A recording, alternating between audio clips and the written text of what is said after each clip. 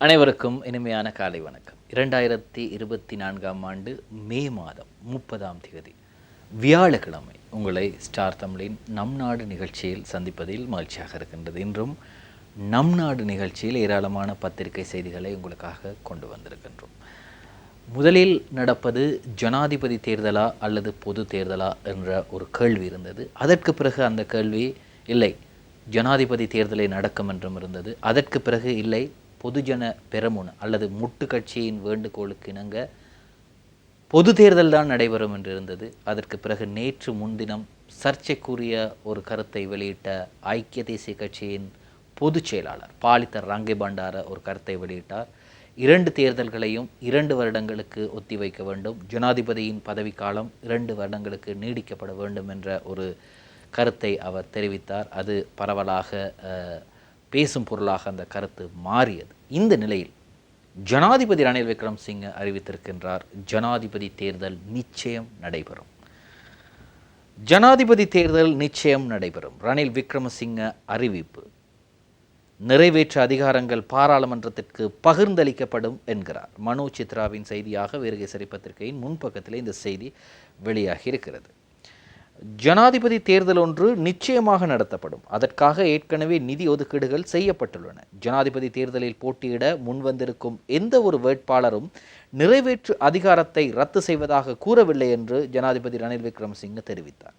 எதிர்காலத்தில் ஜனாதிபதியின் அதிகாரங்களை பாராளுமன்றத்திற்கு பகிர்ந்தளிப்பதற்கான சட்டம் ஒன்றை நிறைவேற்றவிருப்பதாகவும் ஜனாதிபதி குறிப்பிட்டார். இளம் சட்டத்தரணிகளுடன் நேற்று முன்தினம் ஜனாதிபதி அலுவலகத்தில் நடைபெற்ற செயலமர்வில் கலந்து கொண்ட போதே ஜனாதிபதி ரணில் விக்ரமசிங்க இதனை குறிப்பிட்டார்.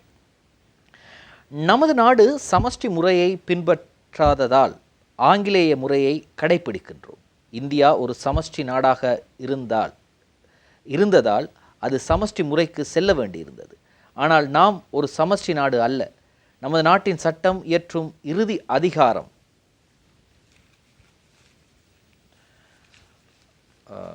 அந்த செய்தி தொடர்கின்றது. இன்றைய வீரகேசரி பத்திரிகையிலே பாராளுமன்றத்திற்கே உள்ளது. மறைந்த முன்னாள் ஜனாதிபதி பிரேமதாச சுமார் 200 ஆடை தொழிற்சாலைகளை ஆரம்பித்தார். நிறைவேற்ற அதிகாரம் கொண்ட ஜனாதிபதி முறை இல்லாவிட்டால் இலங்கை யுத்தத்தில் வெற்றி கிடைத்திருக்காது. இலங்கையில் நெருக்கடி ஏற்பட்டு ஆட்சி கவிழும் என வெளிநாடுகள் எதிர்பார்த்தன. ஜனாதிபதி ஒருவர் இருந்ததால் அந்த அதிகாரத்தை யாராலும் பறிக்க முடியவில்லை. முன்னாள் ஜனாதிபதி மஹிந்த ராஜபக்சவுக்கு அந்த அதிகாரம் இருந்ததாலேயே அவரால் இராணுவத்தை நிலைநிறுத்தி யுத்தத்தில் வெற்றி பெற முடிந்தது. நல்லாட்சி அரசாங்கத்தின் போது அது முறையாக பயன்படுத்தவில்லை. நிறைவேற்று ஜனாதிபதி தனியாகவும் நாங்கள் தனியாகவும் செயற்பட வேண்டிய நிலைமை உருவானது.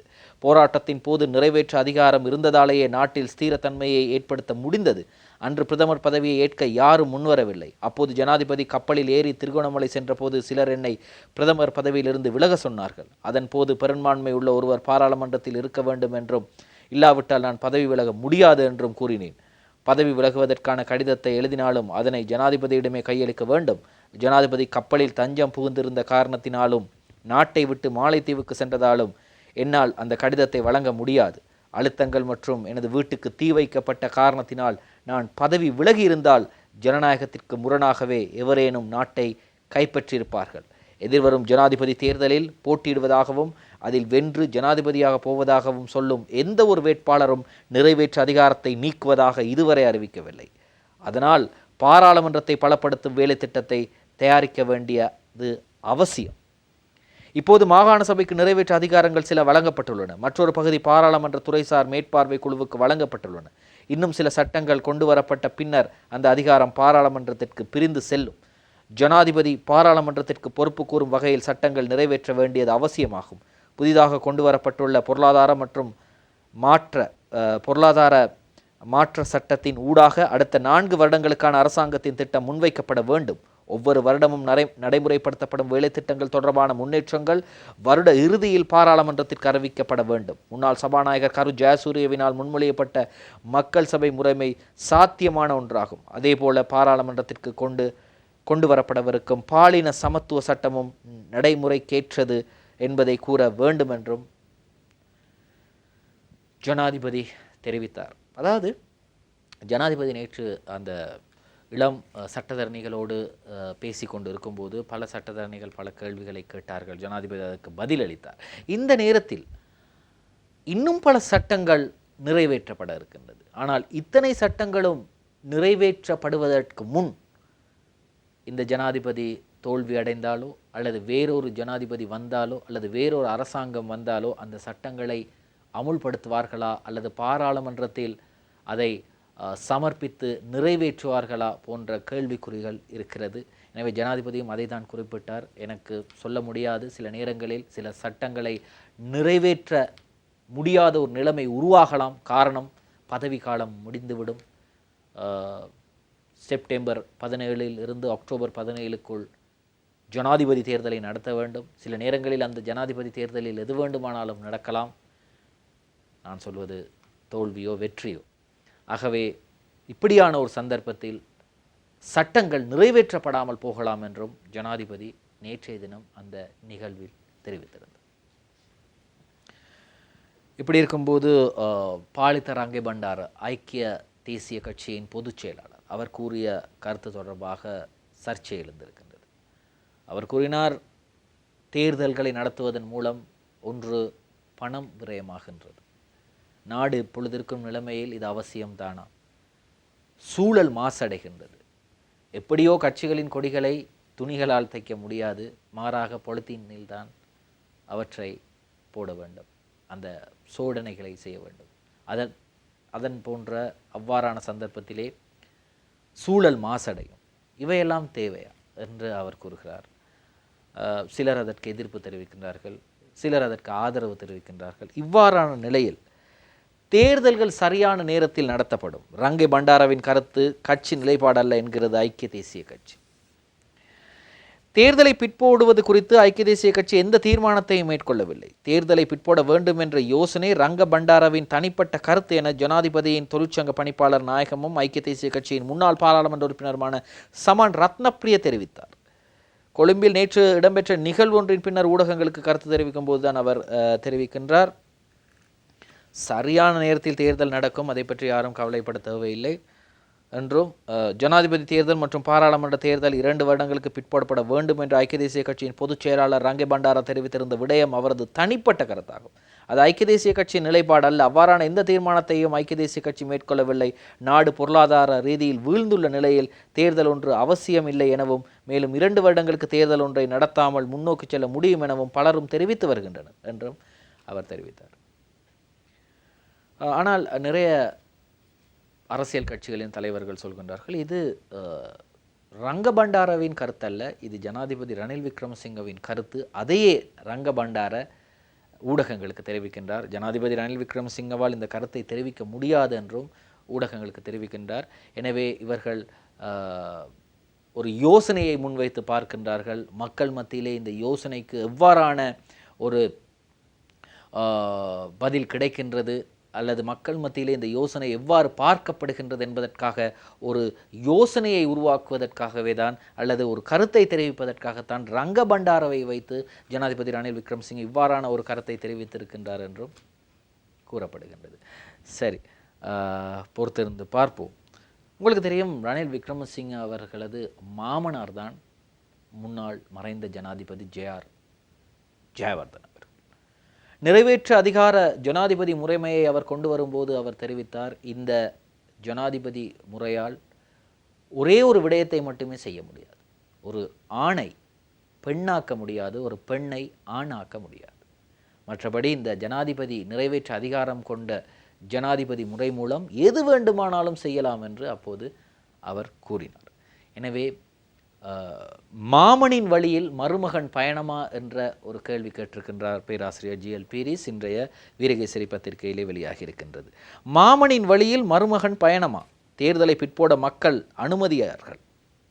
GL பீரிஸ், ஜனாதிபதி தேர்தல் பிற்போடப்படுவதற்கும் பாராளுமன்றத்தின் பதவிக்காலத்தை நீட்டிப்பதற்கும் நாட்டு மக்கள் ஒருபோதும் அனுமதி வழங்க மாட்டார்கள் என்று சுதந்திர மக்கள் சபையின் பிரதிநிதியும் பாராளுமன்ற உறுப்பினருமான பேராசிரியர் GL பீரிஸ் தெரிவித்தார்.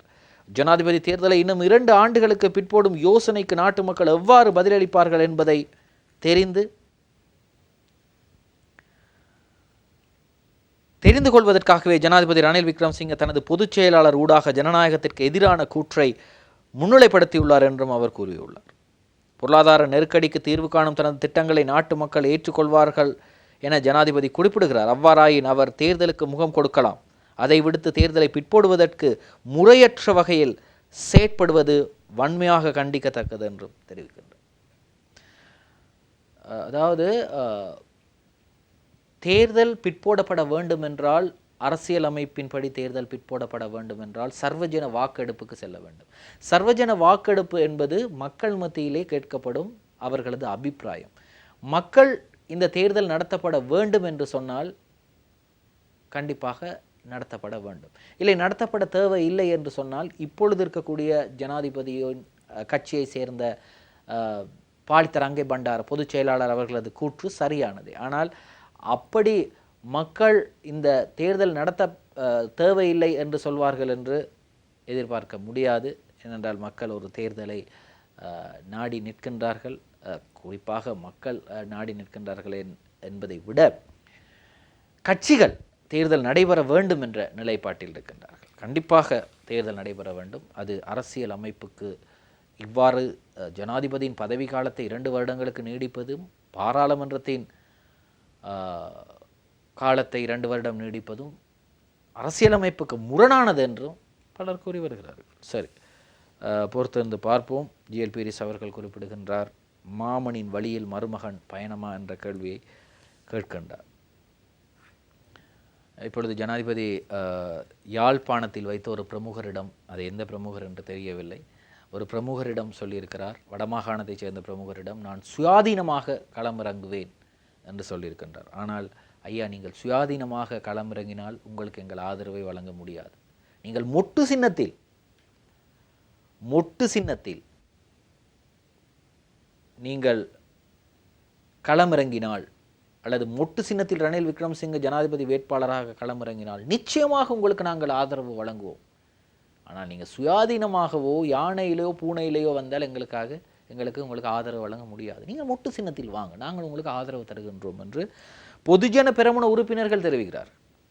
மொட்டு சின்னத்தில் ரணில் போட்டியிட்டால் ஆதரவு, பொதுஜன பெரமுன உறுப்பினர்கள் தெரிவிப்பு. பொதுஜன பெரமுனவின் மொட்டு சின்னத்தில் போட்டியிடுவதாக இருந்தால் ஜனாதிபதி ரணில் விக்ரமசிங்கவுக்கு ஆதரவு வழங்கலாம் என கட்சியின் பெரும்பாலான உறுப்பினர்கள் தெரிவித்துள்ளனர். இருப்பினும் ஜனாதிபதி சாதகமான நிலைப்பாட்டை இதுவரை அறிவிக்கவில்லை என பெரமுனவின் பாராளுமன்ற உறுப்பினர் SM சந்திரசேன தெரிவித்தார். சமகால அரசியல் நிலவரம் தொடர்பில் வினவிய போதே அவர் மேற்கண்டவாறு குறிப்பிட்டார். மொட்டு சின்னத்தில் வர சொல்கிறாங்க ஜனாதிபதி ரணில் விக்ரமசிங்க அவர்களை, மொட்டு சின்னத்தில் நீங்கள் வாங்க என்று கேட்குறாங்க. முன்னாள் ஜனாதிபதி கோட்டாபய ராஜபக்சவின் மிகுதி பதவி காலத்துக்காகவே ஐக்கிய தேசிய கட்சியின் தலைவர் ரணில் விக்ரமசிங்கவை இடைக்கால ஜனாதிபதியாக தெரிவு செய்தோம். தேர்தலை நடத்தாமல் ஜனாதிபதியின் பதவி காலத்தை நீட்டிக்க வேண்டிய தேவை ஏதும் கிடையாது. ஜனாதிபதி தேர்தலுக்கு முன்னர் பொது தேர்தலை நடத்த வேண்டும் என ஜனாதிபதியிடம் முன்வைத்த கோரிக்கைக்கு அவரிடமிருந்து சாதகமான பதில் கிடைக்கவில்லை. பொதுஜன பெரமுனவின் மொட்டு சின்னத்தில் ஜனாதிபதி போட்டியிடுவதாக இருந்தால் அவருக்கு ஆதரவு வழங்கலாம் என பொதுஜன பெரமுனவின் பெரும்பாலான உறுப்பினர்கள் குறிப்பிட்டுள்ளார்கள். ஜனாதிபதி தேர்தல் குறித்து ஜனாதிபதியிடம் முன்வைத்த யோசனைகளுக்கு அவரிடமிருந்து சாதகமான பதில் கிடைக்கவில்லை என்றும் தெரிவித்திருக்கின்றார். ஜனாதிபதி ரணில் விக்ரமசிங்க அவர்கள் ஐக்கிய தேசிய கட்சியின் தலைவர். உங்களுக்கு தெரியும் எப்போது இருந்து அவர் தலைவராக இருக்கிறார் என்று. 1994ஆம் ஆண்டு முதல் ஐக்கிய தேசிய கட்சியின் தலைவராக இருக்கின்றார்.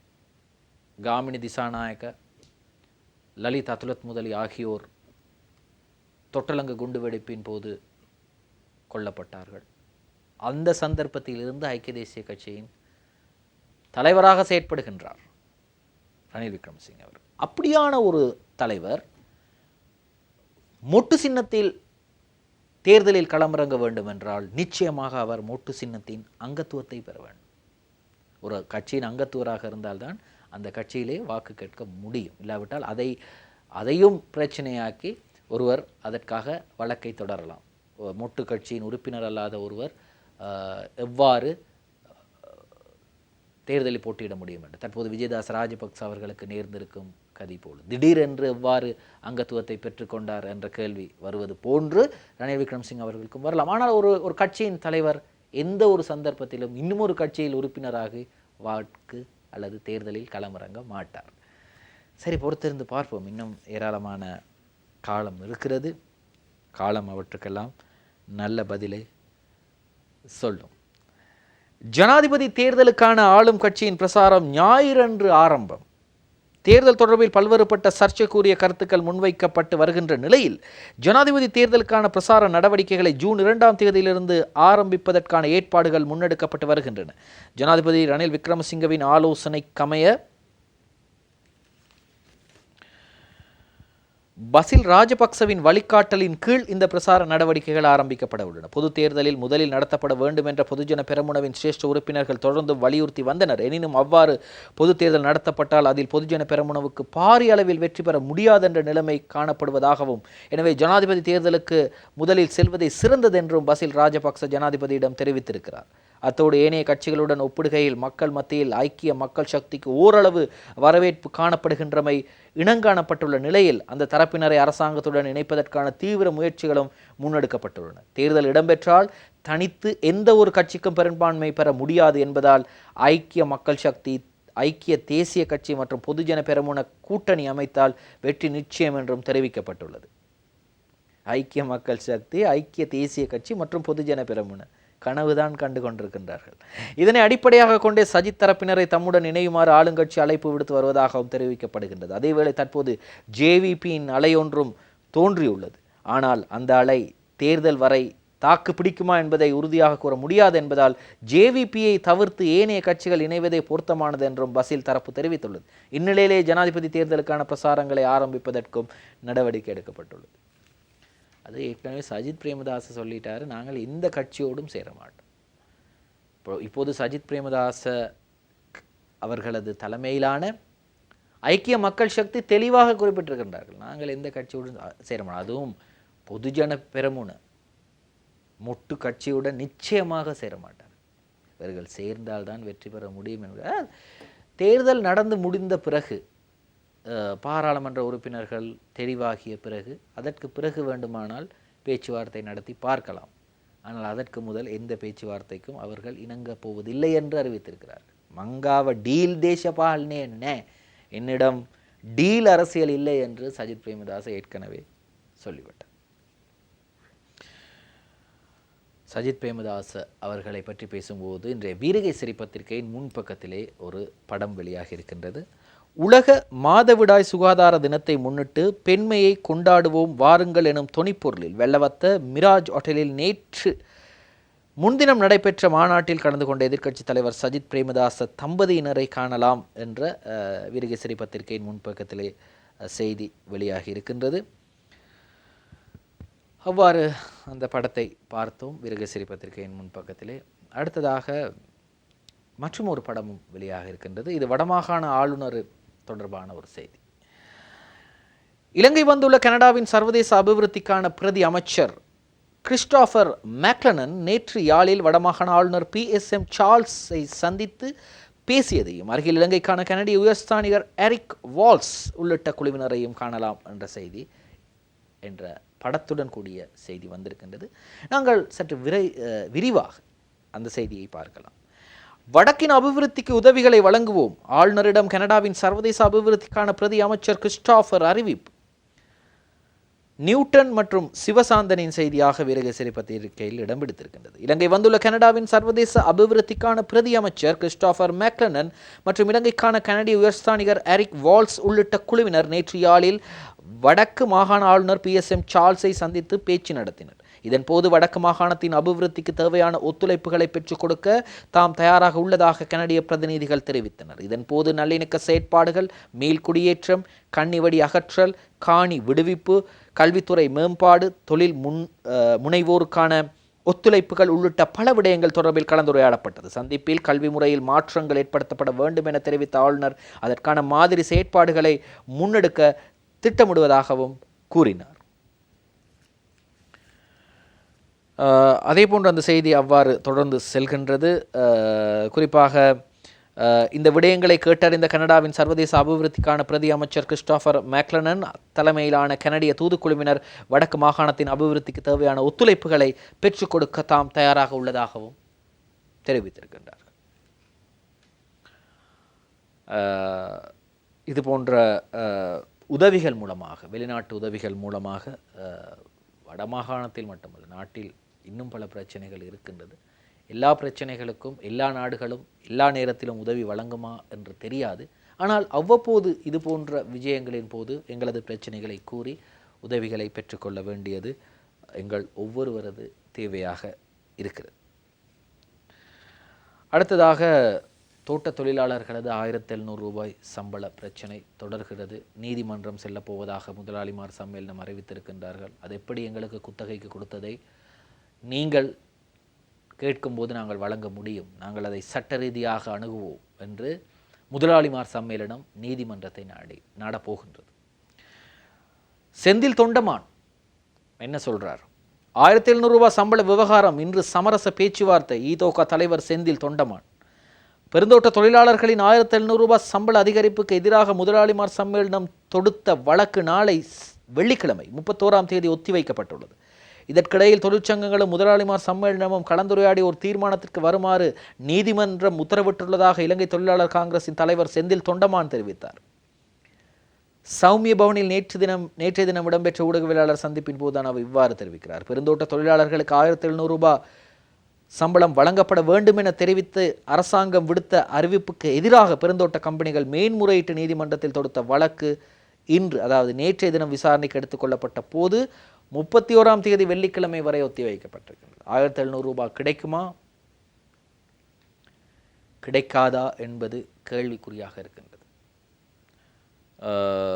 தோட்ட தொழிலாளர்களுக்கு இந்த 1700 ரூபாய் சம்பளம் கிடைக்காவிட்டால் தொழிற்சங்க நடவடிக்கைகளில் ஈடுபட போவதாக பாத்தரட்ட தே வத்து இமியான்கே சங்கமே என்று ஒன்று இருக்கின்றது. அதாவது கீழ்நாட்டு தேயிலை உரிமையாளர்களது, தேயிலை தோட்ட உரிமையாளர்களது சங்கம் சொல்கின்றது. விரைவில் நம் நாடு தொடர்கிறது.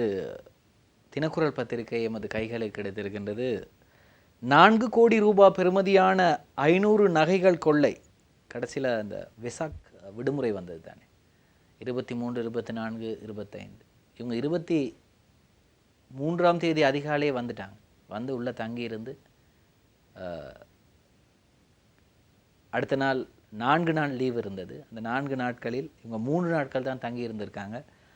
4 கோடி ரூபாய் பெறுமதியான நகைகள் ஜாயல வங்கியில் கொள்ளை. இது இன்றைய தினக்குரல் பத்திரிகையிலே செய்தியாக வந்திருக்கின்றது. சரி, இப்படி இருக்கும்போது எமது புலனாய்வு பிரிவை இந்தியாவுக்கு அனுப்புங்கள், சரத் வீரசேகர் சொல்றார். கைதான இலங்கையர்களின் உள்நாட்டு வலையமைப்பு குறித்து விசாரணை அவசியம் என்கிறார் சரத் வீரசேகர். இந்தியாவில் கைது செய்யப்பட்ட ISIS அமைப்புடன் தொடர்புடைய இலங்கை பிரஜைகளுக்கு இலங்கையில் எவ்வாறான தொடர்புகள் உள்ளன, அவர்களது தொடர்பாடல் வலையமைப்புகள் எவ்வாறானவை என்பன தொடர்பில் விசாரணைகளை முன்னெடுப்பதற்கு எமது புலனாய்வு பிரிவினரை இந்தியாவுக்கு அனுப்ப வேண்டும் என தேசிய பாதுகாப்பு தொடர்பான துறைசார் கண்காணிப்பு குழுவின் தலைவர் பாராளுமன்ற உறுப்பினர் சரத் வீரசேகர் சொல்றார். ரைட், சரத் வீரசேகர் அப்படி சொல்றார். இன்னும் ஒரு செய்தி இருக்கின்றது. பொறுப்பு குரலுக்கு வழிகோலும் நல்லிணக்க பொறிமுறை அவசியம் வலியுறுத்துகிறது பிரித்தானியா. இலங்கையில் ஸ்தாபிக்கப்படக்கூடிய நல்லிணக்க பொறிமுறையானது சுயாதீனமானதாகவும் வெளிப்படைத்தன்மை வாய்ந்ததாகவும் பாதிக்கப்பட்ட சமூகங்களின் எதிர்பார்ப்புகளை பூர்த்தி செய்யக்கூடியதாகவும் பொறுப்பு குரலுக்கு வழிகோலுவதாகவும் அமைய வேண்டியது அவசியம் என பிரித்தானியா வலியுறுத்தியது என்ற செய்தியும் இன்றைய வீரகேசரி பத்திரிகையிலே இடம் பிடித்திருக்கின்றது. இந்த இலங்கை விவகாரத்தில் அல்லது இலங்கையில் என்ன நடக்கின்றது தொடர்பான விடயங்களில் இந்த இலங்கைக்கான அமெரிக்க தூதுவர் ஜூலி சாங் அவங்க ரொம்ப கவனமாகவும் ஆர்வமாகவும் இருக்கிறாங்க. ஜனநாயக ஆட்சியின் மிக முக்கிய தூணாக சுதந்திர தேர்தல்கள் ஆணைக்குழு உறுப்பினர்களுடன் அமெரிக்க தூதுவர் ஜூலி சாங் கலந்துரையாடும். ஜனநாயக ஆட்சி நிர்வாகத்தின் மிக முக்கிய தூணாக சுதந்திரமானதும் நியாயமானதுமான தேர்தல்களில் வாக்களிப்பதன் முக்கியத்துவம் குறித்து அமெரிக்க தூதுவர் ஜூலி சாங் தேர்தல்கள் ஆணைக்குழுவின் உறுப்பினர்களுடன் கலந்துரையாடி இருக்கின்றார். எப்போ தேர்தல் நடக்குமா இல்லையா, எப்படி வைக்க போறீங்க, என்னென்ன செய்ய போறீங்கன்னு எல்லாம் கேட்டு அறிந்திருக்கிறாங்க ஜூலி சாங். சரி, இங்கிலாந்து யூடியூபர் ஒருவர் இங்கிலாந்து நாட்டிலிருந்து வந்திருக்கின்றார். வந்து புகையிரத நிலையம் கொழும்பு கோட்டை புகையிரத நிலையத்துக்கு போயிருக்காங்க. போகிறதுக்கு ட்ரெயின் இருக்கையில் அன்றைய தினம் பெஸ்டியன் மாவட்டத்தில் இருக்கக்கூடிய பஸ் தரிப்பு நிலையத்திற்கு வந்திருக்காங்க. அங்கே இருந்திருக்குது 99ஆம் நம்பர் பதுல போகிற பஸ். அதில் ஏறி இருக்கிறாங்க. நாடே கஷ்டத்தில் இருக்கிற நேரம் அல்லது நாட்டுக்கு சுற்றுலா பயணிகள் வர வேண்டும் என்று நாங்கள் எதிர்பார்த்து கொண்டு இருக்கிற நேரம் ஏன் இப்படியெல்லாம் நடக்குது? சரி, பார்ப்போம் என்ன நடந்தது. இங்கிலாந்து யுவதியின் பயணப்பை கொள்ளை, தகவல் வழங்குவோருக்கு $5000 சன்மானம். கொழும்பு புறக்கோட்டை பஸ் நிலையத்திலிருந்து பதுளை எல்ல பகுதிக்கு செல்ல முற்பட்ட இங்கிலாந்து யுவதி ஒருவரின் பயணப்பை கொள்ளையிடப்பட்டுள்ளதாக போலீசார் தெரிவித்துள்ளனர். பிரபல யூடியூப் தளம் ஒன்றை நடத்தி வரும் குறித்த யுவதி சுற்றுலா தலங்களை பதிவு செய்வதற்காக நாட்டுக்கு வருகை தந்ததாகவும் தனது பணப்பையை பெற்றுத்தருபவர்களுக்கு அல்லது சந்தேக நபர் குறித்த தகவல் வழங்குவோருக்கு $5000 சன்மானம் வழங்குவதாகவும் குறிப்பிட்டுள்ளார். இங்கிலாந்து நாட்டு பிரஜையான குறித்த யுவதி ஆஸ்திரேலியாவில் வசித்து வருபவராவார். இவர் சுமார் 32 நாடுகளுக்கு சுற்றுலா பயணம் சென்று யூடியூபில் அதை பதிவிட்டிருக்கிறார். இலங்கைக்கு வருகை தரும் 2வது சந்தர்ப்பம் இதுவாகும். சரி, அதில் என்னென்னதான் இருந்தது? எனது கடவுச்சீட்டு இருந்தது, வங்கி அட்டைகள் இருந்தது, கேமரா இருந்தது, மடிக்கணனி லேப்டாப் இருந்தது. அவற்றின் பெறுமதி சுமார் $20,000 ஆகும். எனது ஆவணங்கள் அனைத்தையும் இழந்துள்ளேன். சுற்றுலா தொடர்பான வீடியோக்களை பதிவு செய்யவே இலங்கைக்கு வந்தேன். எனது கேமரா கொள்ளையிடப்பட்டுள்ளது. இதன் காரணமாக என்னால் வீடியோக்களை பதிவு செய்ய முடியாது என்றும் கவலையுடன் தெரிவித்திருக்கிறார். பஸ்ஸில் இருக்கக்கூடிய சிசிடிவியில் விளங்குது. அவங்க அந்த பெண்மணி போகிறாங்க, பின்னாடி ஒருவர் போகிறார். முன்னாடி சீட்டில் அவங்க இருந்திருக்காங்க, இவர் பின்னாடி இருந்திருக்கின்றார். முன்னாடி சீட்டில் இருக்கக்கூடிய பெண்ணின் அந்த பயண பொதியை இவர் காலால் இழுத்து எடுத்து சற்று ஒரு 5 நிமிடத்திலே பஸ்ஸை விட்டு இறங்கி போகிறார். அவர் குணசிங்கபுர பகுதியில் இருக்கின்றார் என்று அவரது வீட்டுக்கு போனால் அங்கே ஆள் இல்லை, அவர் எஸ்கேப் ஆகிட்டார். இப்படி தான் இலங்கைக்கு சுற்றுலா பயணிகள் வருவதே ஒரு குறிப்பிட்ட ஒரு சிலர். அவர்களும் இது போன்ற காரணங்களால் இனி வராமல் போவதற்குத்தான் இவர்களின் இந்த நடவடிக்கைகள். உங்களுக்கு தெரியும், ஒவ்வொரு வியாழனும் விடிவெளி பத்திரிகை வெளிவரும். இன்றைய தினமும் விடிவெளி பத்திரிகை வெளிவந்திருக்கின்றது. எனவே விடிவெளி பத்திரிகையின் பிரதான தலைப்பு செய்தியை நாங்கள் பார்க்கலாம். விடிவெளி பத்திரிகையின் இன்றைய பிரதான தலைப்பு செய்தி: இந்தியாவின் குஜராத்தில் கைதான 4 சந்தேக நபர்களினது IS தொடர்பு இன்னும் உறுதியாகவில்லை. இலங்கையின் CID மற்றும் TIDயினரால் தொடர்ந்து தீவிர விசாரணை முன்னெடுப்பு. குஜராத் பயங்கரவாத தடுப்பு பிரிவின் தகவல்கள் முரண்படுவதாக தெரிவிப்பு. பொய்யான தகவல் வெளியிட்ட விரிவுரையாளரும் கைதாகி பிணையில் விடுவிப்பு என்று இன்றைய விடிவெளி பத்திரிகையின் பிரதான தலைப்பு செய்தியாக இருக்கின்றது. அதே போன்று விடிவெளி பத்திரிகையில் இன்னும் ஒரு செய்தி வெளியாக இருக்கின்றது. யாத்ரீகர்களின் நலன்களை கவனிக்கும் குழுவை தெரிவு செய்ய நேர்முக பரீட்சை. இம்முறை ஹஜ் யாத்திரைக்காக சென்றுள்ள இலங்கையர்களின் நலன்களை கவனிப்பதற்காக முஸ்லிம் சமய திணைக்களத்தினால் அனுப்பப்பட உள்ள 2 ஆண் உத்தியோகத்தர்களையும் ஒரு பெண் உத்தியோகத்தரையும் தெரிவு செய்வதற்கான நேர்முக பரீட்சை நேற்று நடைபெற்றுள்ளது என்றும் இன்றைய விடிவெளி பத்திரிகையிலே செய்தியாக வந்திருக்கின்றது. ஜனாதிபதி தேர்தலும் பாராளுமன்ற தேர்தலும் நடத்தப்பட வேண்டும் என்று கூறும்போது அண்மையில் ஜனாதிபதி யாழ்ப்பாணம் சென்று ஒருவரை சந்தித்தார். வீட்டுக்கு சென்று அவரது நலனை விசாரித்தார். அவர் என்ன சொல்லியிருக்கிறார்? தினகரன் பத்திரிகையில் செய்தி வெளியாகி இருக்கிறது. பார்க்கலாம். தினகரன் பத்திரிகையில் அவர் சொல்லியிருக்காரு, தற்போதைய பொருளாதார நிலையில் தேர்தலை ஒத்தி போடுவதே சிறந்தது. நாட்டின் தற்போதைய நிலையில் தேர்தலை ஒத்தி போடுவது நல்லது என தமிழ் மக்கள் கூட்டணியின் தலைவரும் பாராளுமன்ற உறுப்பினருமான CV விக்னேஸ்வரன் தெரிவிக்கிறார். இந்த மாதிரி நேரத்தில் ஐயா தேர்தலை ஒத்தி வைப்பதே சிறந்தது என்று தெரிவிக்கிறார். இப்போ உங்களோட ஒருத்தர், நீங்கள் தொழில் செய்பவராக இருந்தால் உங்களோடு ஒருவர் வேலை செய்கிறார். அவரது ATM கார்டு, கடன் அட்டை அல்லது வங்கியிலிருந்து பணத்தை பெறக்கூடிய அட்டை கீழே விழுந்து விட்டது. ஒரு உங்களோட ஒரே நிறுவனத்தில் வேலை செய்கிறார். அப்படியா இருந்தால் நீங்கள் அவர்கிட்ட எடுத்து கொடுப்பீங்க இல்லையா? இது உங்களோட அட்டை வேணால் உங்களோட பேர் இருக்குது. ஏன்னா ATM அட்டைகளில் அந்த உரிமையாளரது பேர் இருக்குது.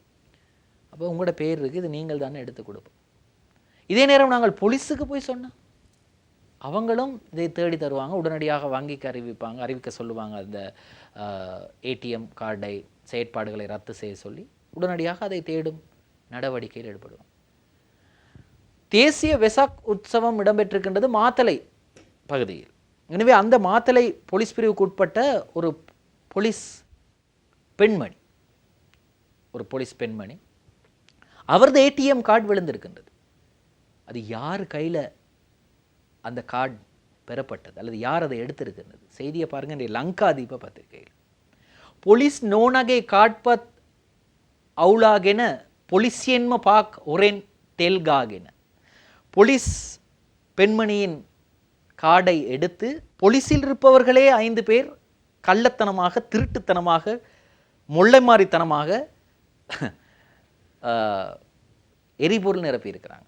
இது மட்டும் இல்லை, 15,100 ரூபாய் காசையும் மீள பெற்றிருக்காங்க ஏடிஎம் கார்டில் இருந்து. 5 பேரும் அரெஸ்ட் ஆகியிருக்காங்க. அதில் 2 பேர் மாத்தளை போலீஸ் பிரிவை சேர்ந்தவர்கள், மிகுதி 3 பேர் வேறொரு பகுதியிலிருந்து வந்தவர்கள். 5 பேரும் போலீஸார். சொந்த அவங்களோடே வேலை செய்கிற ஒரு பெண்மணியின் போலீஸ் அதிகாரியின் கார்டை எடுத்து பெட்ரோல் அடிச்சிருக்காங்க, எரிபொருள் அடிச்சிருக்கிறாங்க. அந்த கார்டை பயன்படுத்தி காசும் மீள பெற்றிருக்கிறாங்க. சரி, இப்படியெல்லாம் சம்பவங்கள் இருக்கின்றது. அண்மையில் உங்களுக்கு தெரியும், இந்த திலீப் ஜெயவீர என்று சொல்லி, அவர் யார் என்று சொன்னால் ஒரு பிரபல ஊடக நிறுவனத்தின் தலைவரும், அது மட்டும் இல்லாமல் பிரபல தொழிலதிபரும், மௌபிம ஜனதா பக்ஷய, மௌபிம ஜனதா பக்ஷய என்றால் தாய்நாடு மக்கள் கட்சியின் தலைவர். அவரோடு சேர்ந்து முன்னாள் அமைச்சர், உங்களுக்கு தெரியும், கண்டி மாவட்டத்தை சேர்ந்த சரத் அமுனுகம அந்த கட்சியிலே இருந்தார். எனவே அண்மையில் இந்த கடந்த 2 தினங்களுக்கு முன் திலீப் ஜெயவீர விமல் வீரவன்ச, உதயகம்மன் பில ஆகியோரோடு கூட்டு சேர்ந்து ஒரு கூட்டணியை உருவாக்கினார்கள். சர்வஜன கட்சி, சர்வஜன சக்தி கட்சி, சர்வஜன பக்ஷ என்று ஒரு கட்சியை உருவாக்கினார்கள். இனவாதிகள் கட்சிக்குள் வந்து விட்டார்கள், ஆகவே நான் விலகுகின்றேன் என்று அந்த கட்சியிலிருந்து விலகிவிட்டார் சரத் அமுனுகம. இன்றைய திவைன பத்திரிகையில் செய்தி இவ்வாறு வெளியாகிறது. ஜாதிவாதீன் பக்ஷයට ආවා, ඒ නිසා මම අස්සුණා. පක්ෂ මෞබිම ජනතා පක්ෂයෙන් අස්සුණ சரத் அமுனுகம கியாய் என்று செய்தி வந்திருக்கிறது. அவர் சொல்லியிருக்கிறார். அவர் யாரை இனவாதிகள் என்று சொன்னார் என்று எனக்கு தெரியாது. ஜாதிவாதீன் என்றால் இனவாதிகள். இனவாதிகள் கட்சிக்குள் வந்து விட்டார்கள், அல்லது இனவாதிகளோடு கூட்டு சேர்ந்து விட்டார் என் தலைவர், ஆகவே நான் விலகுகின்றேன் என்று சரத் அமுனுகம விலகிவிட்டார். இப்படி இருக்கும்போது இன்றைய